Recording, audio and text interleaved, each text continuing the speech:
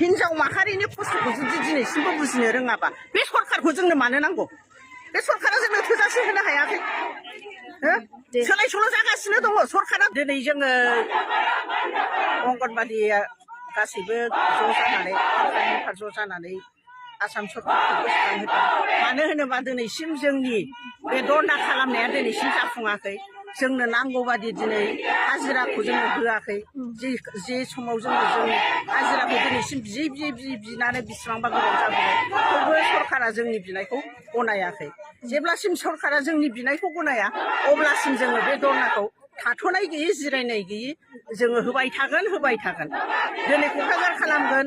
गासैबो सेन्टारानो दिनै गाव गावबागाव सेक्टर गाव गावबागाव प्रजेक्टआव दिनै धरना खालामदों बयहाबो खालामदों आरो बेबायदिनो जोङो सानफ्रामबो खालामलांबाय थागोन जोंनि बिनायखौ गनाया मानि जों सोलिबाय थागोन जोंनि धरनाखौ जों नागारनाय नङा जेब्लासिम बेसेबांसो मानसि जादों दिनै अनुमान नै जोङो बुंनो थाङोबा मावजेननायनिफ्रायनो होनजासै जोंनि सिगांथ' खम समावनो मावबोदों बिथांमोनहा 25 थाखायावनो मावबोदों 25 थाखानिफ्राय बिसोरो 50 थाखा मोनबाय 50 थाखानिफ्राय जोङो 150 थाखानिफ्राय जों मावदों खिन्थु दिनैसिम जोंनि मानिनिया सोलियाखै आरोखि जोंनि दरमाहाया बृद्धि जायाखै दिनै लाजिनांगौसो सरकारफ्रा दिनैनि बे जोंनि हाजिराया 6000 थाखाया मोनसे न'खर सोलिनो गथ' गथाय फोरोंनो जोंहा दिनै बेसेबां प्रब्लेम फैयो बेखौ बिसोर बुजिदों नामा बिसोर गावसोरनि माबाफोरनो बिसोरो 8000 9000 दरमाहा होनानै बिसोरो लेबार लायो दिनै जोंनि लेबारनि दामानो जायाखै होमबा जों बेखौ बोरै गनायनो हेल्पारफ्रा 3000 मोनो 3000 न'खर संसार सोलिनो हायो नामा हाया गासैबो जों बिमा माहारिया दिनै दुखु नांदों सोरहाबा फिसाया मावनाय गोनांखायसो एसे एनै सहाय मोनदों सोरहाबा गावनो हारसिङैनो दिनै बेसेबां खस्थ' खालामनानै जादों न' हा हु गोनाङासो एसे एनै जानाय आदारखौ मोननोसै हा हु गैयैया दिनै बेजोंनो मावनानै जादों सोर नुदों बेखौ जानानै हिनजाव माहारिनि खस्थ'खौ जुदि दिनैसिमबो बुजिनो रोङाबा बे सरकारखौ जोंनो मानो नांगौ মই আজি মোৰ সমষ্টিত টোটেল 5টা ৰাস্তা বনাবৰ কাৰণে অসম চৰকাৰৰ পৰা যেটো নতুনকৈ আঁচনি পালোঁ ইয়াৰে আধাৰশিলা স্থাপনৰ এটা কাৰ্যসূচী লৈ পেলাই ওলাইছোঁ প্ৰথম মই আমাৰ এই যে গুমা সমষ্টিৰ অন্তৰ্গত ভগজৰা আমাৰ গাঁও যিখন আছে এইখন গাঁৱৰ পৰা আমাৰ এটা টি গাৰ্ডেন আছে ৰঞ্জন টি গাৰ্ডেনলৈকে ওলাই যোৱা যিটো ৰাস্তা সেই ৰাস্তাৰ টোটেল 1 কিলোমিটাৰৰ অলপ মানে বেছি আছে সেই ৰাস্তাটো বনাবৰ কাৰণে ইয়াত এটা অসম চৰকাৰৰ পৰা আদাৰ ডিপাৰ্টমেণ্টেল স্কিম চাহ বাগানবিলাকৰ যিটো স্কিমটো ইমপ্লিমেণ্টেশ্যনৰ কাৰণে চেংচন দিয়া হয় এই স্কিমৰ অধীনত এইটো চেংচন হিচাপে মই পাইছিলোঁ আৰু ইয়াৰে এটা বনাবৰ কাৰণে যেহেতু অলৰেডি টেণ্ডাৰ চেণ্ডাৰ হৈ গ'ল আধাৰশিলা স্থাপন মই আজি ইয়াৰে ফাউণ্ডেশ্যন কৰিলোঁ আৰু ঠিক তেনেদৰে তিনিখন মোৰ হাতত আকৌ তিনিখন নহয় 4টা চাহ বাগান আকৌ মোৰ হাতত আছে 4টা চাহ বাগানতো আজি আধাৰশিলা স্থাপন কৰা হ'ব আমাৰ নুনকাৱাত আছে দুদুমাৰী ছাইডত দুৰ্কণ আছে আকৌ ইয়াৰ পাছত RIDF নাবাৰ্ডৰ পৰা 2.5 কিলোমিটাৰ ৰাস্তা দুদুমাৰী গাঁওখনত আকৌ আছে টোটেল 6টা ৰাস্তা মানে আজি আধাৰশিলা স্থাপন কৰা হ'ব আৰু ইয়াৰ কাৰণে মই আজি এইখিনি কাৰ্যসূচী লৈ পেলাই ওলাইছোঁ जोबोद मोजां जोंनि बड'लेण्डनि चिफ मानाव गेदेर प्रमद बर' बिथांखौ दिनै भेरगावआव माने बिथांखौ हांख्रायहरनाय जादोंमोन बिथांखौ जिहेतु गोदानै भेरगाव कलेजखौ प्रफेसनेल खालामनाय बिनि जुनै दिनै बिथांनि अननायाव आरो बिथांनि जितु राहा लानाय बे राहा लानायजों जोंहा भेरगावआव जोबोद मोजां जे डिमाकुसि कलेज आरो भेरगाव कलेज बे गंनैबो जोंहा गभर्नमेन्ट जाबाय प्रफेसनेल जाबाय आरो बिथाङा दिनैहाय बेवहाय फैनायजों लोगोसे आरोबाव 50 लाख रां जोंनि भेरगाव कलेज बिनि थाखाय एडमिनिस्ट्रेटिभ बिल्डिं लाइब्रेरि आरो जोंहा मा होनो गेट बानायनो थाखाय बिथाङा दिनै होबावबाय गतिके बिनि थाखाय आं बिथांखौ भेरगाव कलेजनिल' नङा रायजो राजानि जानानै आं बिथांखौ साबायखर बावदों गोसो गोरबोनिफ्राय दायो जोंनि बिबान फैबाय जे जों बेवहाय माब्रैहाय जोंनि फरायसाफोरनो मोजां मोनसे सोलोंथाइनि आबहावा दानानै होनानै मोजां सोलोंथाइ जों होनो हायो सरकारनिफ्राय दिनै जोंनि एलेकायाव गोजौ थाखोनि सोलोंथाइ लानो जोंहा गोबां कलेज दंसै खैराबारि कलेज भेरगाव कलेज टंला कलेज डिमाकुसि कलेज नाथाय दा जोंहा माब्रैहाय बेवहाय गुन गोनां सोलोंथाइ होनानै आरोबाव गोजौआव जोंनि गथ' गथाया सोब गासिबो बादायलायनायावनो उथ्रिसार जानो हायो बेनि मोनसे आबहावाखौ जोङो दानांगौ दा बेखिनिनि थाखाय जों नाजानांसिगोन जिहेतु डिपार्टमेन्टनि माखासे पस्ट खालामबोबाय बे पस्टनि थाखाय ना बे गासिबो एनरलमेन्टनि थाखाय जादों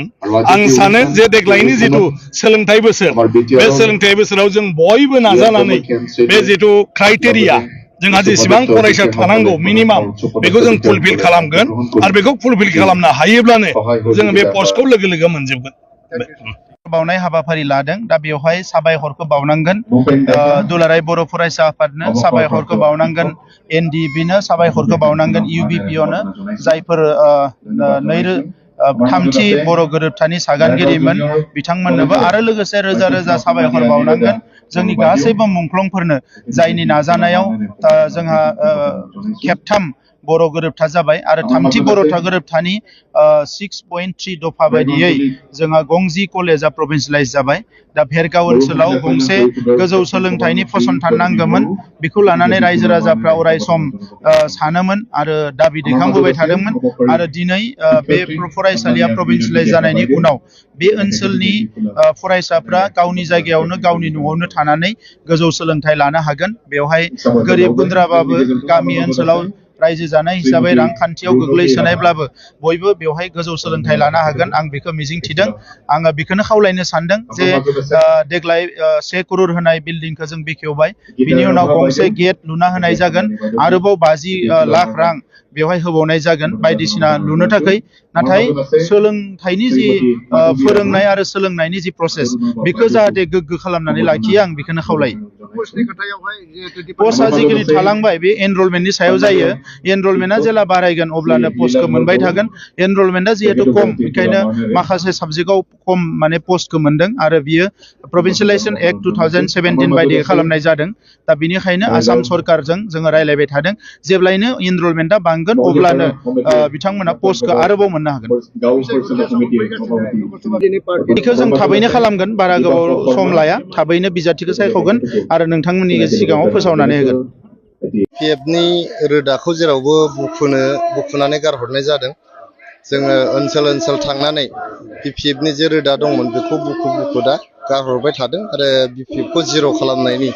मोनसे प्रसेस जों लाबाय थादों दिनै जोंनि बे थिपकाइ प्राइमारिनि आन्डाराव 150 सासे पिएफनि जे कर्मिफोर दंमोन बिथांमोना दिनै पिपिएल हान्जायावहाय जइन जाफैबाय जइन जाफैनाय लोगो लोगो जोंनि जे थिपकाइ प्राइमारि बा जोंनि पर्बतजरा जे डिस्ट्रिक्ट दङ बियो जोबोद स्ट्रं जाबाय स्ट्रं जानानै नोंथांमोना नुबाय लासै लासैनो पर्बतजरा ओनसोलनिफ्राय पिपिएफल' नङा गुबुन गुबुन जे हेंथा हान्जाफोर दङमोन बे हेंथा हान्जाफ्रा गैया जालांबाय लासै लासैनो फैगोन एमपि इलेक्सननि उनाव जोंनि बड'लेण्ड ओनसोलावहाय जोंनि नांगोल पार्टिखौ पिपिएफ हान्जानि कर्मिफोरखौ नागिरबाबो मोननाय नंला जे बे सरकार थानाय समाव बेनिफ्राय जे मानसि थिखोनानै लानानै थांदोंमोन बे डेड बडिखौ मोनाखै बे बाथ्राया बेसेबां सैथो जोबोद अननाय बेवहाय 2009 मायथाइनि एमपि इलेक्सनावहाय बे थिपकाइनि जे पलिं बुथनिफ्राय मानसि जे दैखांनानै लांदोंमोन बे मानसिखौ दिनैसिम मोनफिनाखै दा जाय बिथांनि जे आइजो बिथांनि जे हिनजाव बे हिनजावा जोंनि गामि खाथिनिनो सातबिल होननाय मोनसे गामिनि भावरागुरि खाथिनि बिथाङा दा हयथ' न'आव थांफिनबाय गतिके बिथाङा गावनि फिसाया जे थैबाय बे बुथारजाबाय बेखौहाय बिथाङा साननानै लाबाय आरो सारादुबो खुंबाय बियो जोबोद अननाय जादों बिसायख'थिनि मुङाव बेबायदि मानसिखौ दैखांनानै लांनानै बुथारहैनाया जोबोद गाज्रि खामानि जादों जाहाथे इयुनाव बेबायदि थासारिया फैफिना जोंनि बड'लेण्ड ओनसोलाव जों बयबो सांग्रां जानांगोन रायजो राजाफ्रा सांग्रां जानांगोन माखासे जे खाबु फलान आरो जे दावरावखौ लुबैग्रा दावराव दावसिखौ लुबैग्रा जेब्लायबो मानसिखौ हिंसा खालामग्रा बे मानसिफ्रा जेबो खाबु लानो हाया बेनि थाखाय जों गासैबो राजखान्थि हान्जाफ्रा गोख्रोङै नोजोर होनांगोन आरो रायजो राजाफ्रा गोख्रों जानांगोन दिनै जिहेतु प्रमद बर' सारनि दैदेननायाव पिपिएल सरकारनि दैदेननायावहाय जोंनि बड'लेण्ड ओनसोलाव गोजोना फैफिनबाय बयबो जोङो गोजोनै सान्थियाव जों रायजो जागासिनो दं थांनाय बोसोरथामाव खुनु दावराव दावसि गैया फिन खनसेबाव जाहाथे सोरबा सासे सानैनि गोरोन्थियावनो जाहाथे जोंनि गेजेराव असान्थि जाया जों बेखौ माने खावलायहरो लोगोसे जायफोर सुबुंफ्रा बै समावहाय जोंनि जे बिसायख'थियाव बाहागो लानायनि थाखायनो बा हेंथा हान्जायाव थानायनि थाखायनो बुथार जादों बिथांमोना देथारजादों बा बिथाङा जिउ खोमानो गोनां जादों बिथांमोननि जिउमाया जाहाथे सोरगोआव आलो गोजोनै थायो बिनि थाखायनो आं आर'ज गाबहरो 2020 मायथाइयावहाय गावनि बिगुमैनि हटेल गौरां भेलि हटेलाव बिथाङा आंखौ गाग्लोबदोंमोन गाग्लोबनानै बिथाङा आंखौ मा खालामनो नागिरदोंमोन मिथिया खिन्थु आङो बे गाग्लोबनायखौ नेवसिनानै माने हटेलनिफ्राय ओंखारनानै आंनि गारियाव गाखोनानै आं ब्लड थांदों आङो बेखौ एफआइआरबो होदों क'क्राझार पुलिस स्टेशनाव एफआइआर होदों बियो आयेना बिनि गावनि प्रसेसखौ लागासिनो दङ आं सानो बिथाङा आंखौ गाग्लोबनायनि नाजानायनि थाखाय बिथाङा आयेना बिथांखौ साजा होनांगौ आङो फेसबुकाव मोनसे पस्ट लिरदोंमोन बिथांखौ खावलायनानै बिथाङा गावनि फेसबुक पस्टआव गाज्रि रावै बिथाङा प्रमद बर' सारखौहाय माने सोंखारिदोंमोन जोंनि माने हौवाफोरनि आथोन बा हिन्जावफोरनि आथोन बेफोरखौ बाहायनानै मुंख'नानै बिथाङा गावनि फेसबुक पस्टआवहाय लिरनायनि थाखायनो आं बिथांखौ बुंदोंमोन जे जोंनि पर्बतजरा ओनसोला बर'फोरनो मोनसे सिभिलाइजेसन होनाय बर'फोरनि गेजेरावनो गियान मोनजेननाय बे ओनसोल बे बर'फोरनि जे जौगानाय बर'फोरनि राजखान्थि political consciousness social consciousness religious कनसियासनेसखौ पर्बतजरा ओनसोलनिफ्रायनो जागायनाय जादों बर'फोरनि इनलाइटेनमेन्टआ पर्बतजरानिफ्रायनो जागायदों दा बेबायदि सासे पर्बतजरायाव जोनोम मोननाय आइजोनि खुगायाव माबायदि बेबायदि गाज्रि सोदोब ओंखारनो हायो फेसबुकाव अपेनलि माबोरै बेबायदि लिरनो हायो बिथाङा सोद्रोम जानांगौ होननानै आं खावलायदोंमोन दा बे आंनि फेसबुक पस्टखौनो बिथाङा नुनानै बिराद माने रुद्रमुर्ति जानानै आंखौहाय बिगुमैनि हटेलाव आं मोनसे मिटिङाव थांदोंमोन बे मिटिंनिफ्राय ओंखारनायावनो बिथाङा आंखौ गाग्लोबदोंमोन गाग्लोबनो हायाखै आंबो एसे गोजौ गिदिरखाय आंखौ बांद्राय हायाखै बिथाङा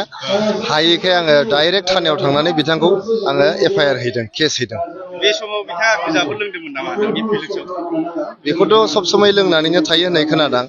आङो बारा खाथियाव थाङाखिसै गाग्लोबनो नागिरनायखाय गोजाननिफ्राय बारा मोनामहराखै लोंदोंमोनबो जानो हागौ गोजाबो जानो हागौ गुफुरबो जानो हागौ लोंनाया लोंदोंबो जानो हागौ आरो बियो 150निबो बांसिन बेयाव जयनिं जादों जोंहा टिपकाइ प्राइमारियाव मुनमुन ब्रह्मखौ गाज्रि मोननानै जोंहा हाग्रामा महिलारि सारखौ गाज्रि मोननानै जोंनि टिपकाइ ओनसोलनि बिपिएफनि कर्मिफ्रा जोंनि इपिपिएलआव जगदान जाफैजोब्बाय